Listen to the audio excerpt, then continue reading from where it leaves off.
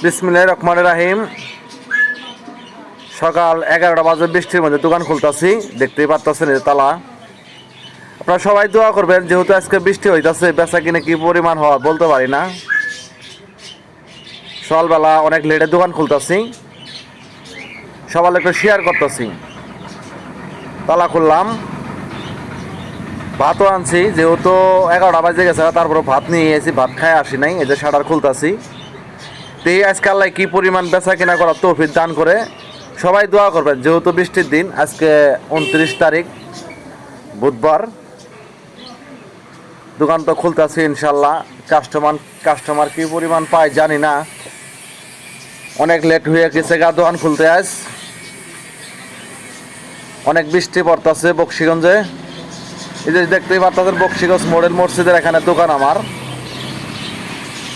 দেখি আল্লাহ পাক কি পরিমাণ বেচা কিনা কর তৌফিক দান করে। সবাই দোয়া করবেন। ধন্যবাদ।